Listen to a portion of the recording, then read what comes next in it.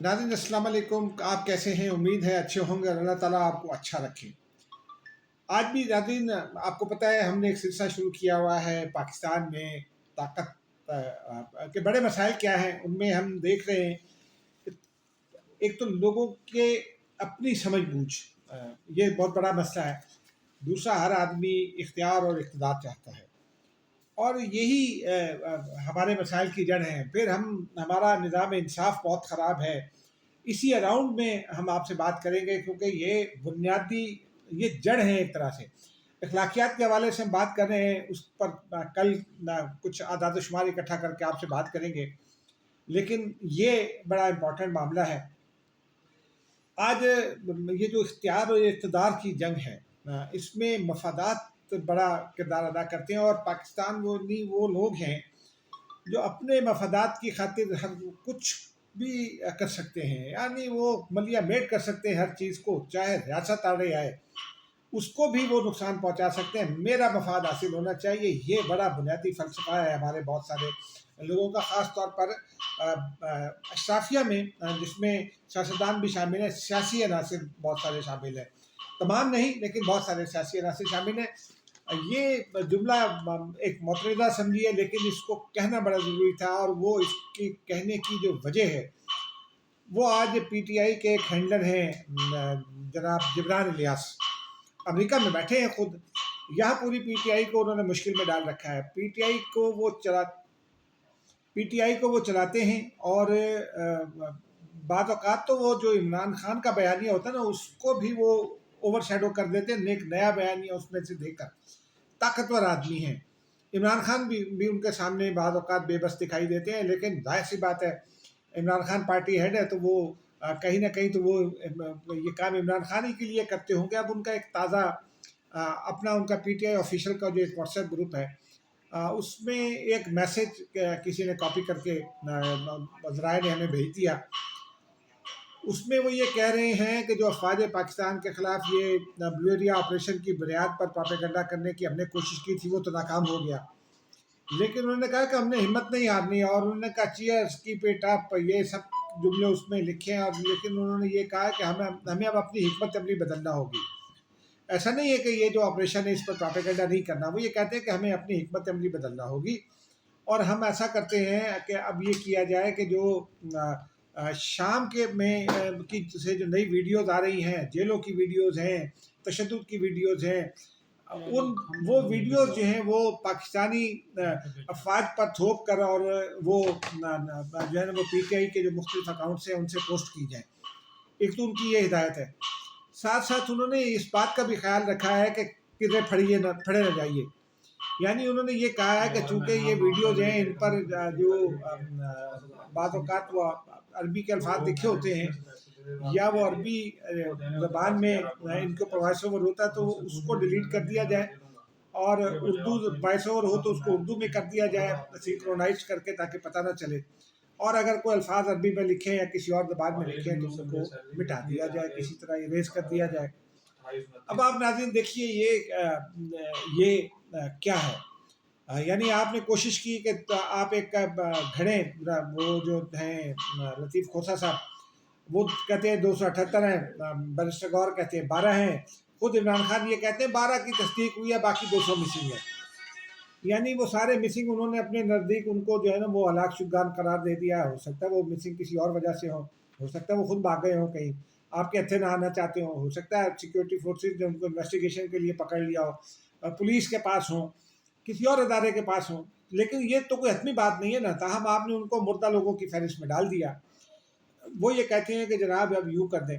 लतीफ़ खोसा साहब से उस दिन पूछा था कि आप कहते हैं 278, वो कहते हैं 12, तो वो कहते नहीं उसमें हमें कोई वो मसला नहीं है, वो हम उसका डाटा इकट्ठा कर रहे हैं और वो देंगे। आज उन्होंने कोई दरख्वास्त भी दी है जिसमें 278 तो नहीं, कुछ लोगों के लिस्ट दी है जी, नाम पते फराहम करें।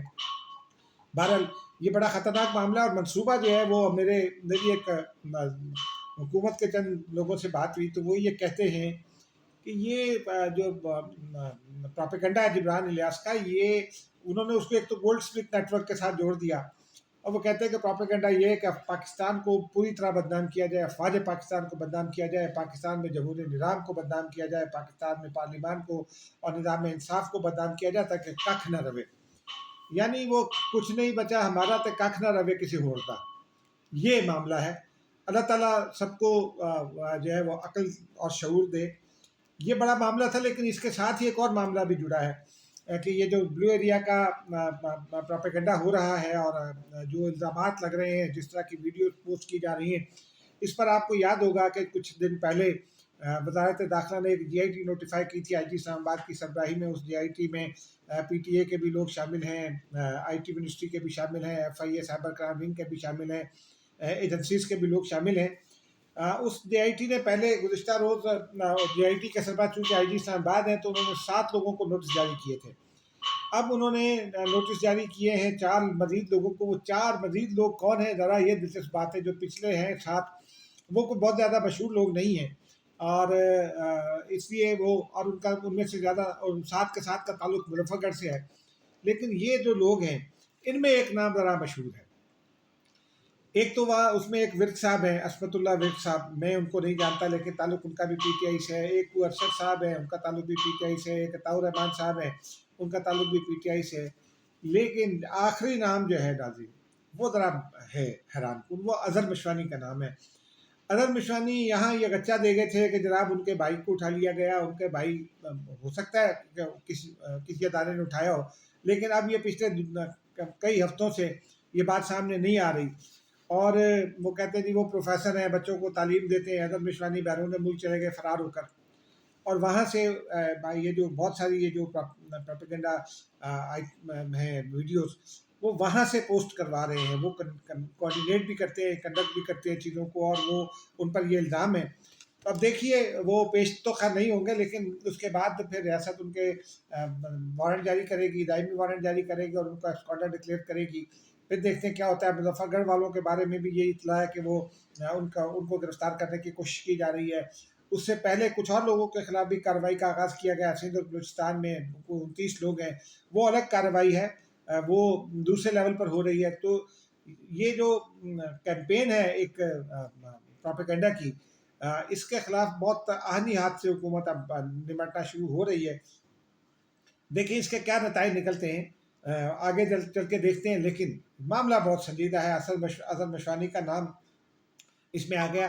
اس کا تعلق وہ جو آپ کو یاد ہوگا PTI کے ایک ہیڈ آفس جو ہے GIT اسلام آباد میں، اس پر ایک چھاپا بھی پڑا تھا۔ رؤف حسن صاحب گرفتار بھی ہوئے تھے، کمپیوٹر اٹھا کر لے گئے تھے، اور وہ ایک گرایا صاحب جو ہمارے دوست ہیں، کالم نگار ہیں، ان کے وہ برادر بہنوئی ہیں، برادر نسبتی کہلاتے ہیں غالباً، تو وہ ان کو بھی اٹھایا تھا بعد میں۔ وہ تو گھر آ گئے تھے، لیکن پھر وہ کمپیوٹر جو پکڑے گئے تھے ان میں کہتے ہیں کہ کچھ ڈیٹا آ گیا، تو اس ڈیٹا کے نتیجے میں اظہر مشوانی صاحب کو بھی نوٹس جاری کیا گیا ہے۔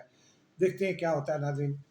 اب آتے ہیں ایک ہماری ہم جو ہر چیز کے عقل کل بن جاتے ہیں نا، اس پر یہ جو آج ڈاکٹر عافیہ صدیقی صاحبہ اسلام آباد میں کیس تھا ڈاکٹر عافیہ صدیقی کی حوالگی کے حوالے سے، اور وہ سیکرٹری خارجہ نے اپنی رپورٹ پیش کی۔ عدالت نے ڈاکٹر عافیہ صدیقی کی بہن جو ہے فوزیہ صدیقی، انہوں نے یہ شکایت کی کہ میرا ویزا لگا ہوا ہے لیکن امریکن پاسپورٹ واپس نہیں کرے، تو انہوں نے سیکرٹری خارجہ کو ہدایت کر دی کہ پاسپورٹ واپس لے کر دیں۔ اب سیکرٹری خارجہ بیچاری کہاں سے پاسپورٹ واپس لے کر دیں گی؟ وہ ایک سفارت خانے کا کام ہے، سفارت خانے پر دباؤ نہیں ڈالا جا سکتا، صرف سفارش کی جا سکتی ہے، درخواست کی جاتی ہے، ریکمنڈیشن کی جا سکتی ہے، کیونکہ وہ سفارت خانے کے اپنے بہت سارے جو ہے نا، یہ جو وینا کنونشن، اس کے تحت ان کے اپنے بہت سارے اختیارات ہوتے ہیں، لیکن اللہ کرے ان کو مل جائے اور وہ چلی جائیں وہاں۔ حکومت پاکستان ان کے اخراجات کہتی ہے کہ اٹھائے گی، لیکن ڈاکٹر عافیہ صدیقی کی بہن جو ہے فوزیہ صدیقی، ڈاکٹر ہیں، پڑھی لکھی ہیں، جماعت اسلامی سے تعلق ہے، انہوں نے ایک بڑی کمال بات کر دی۔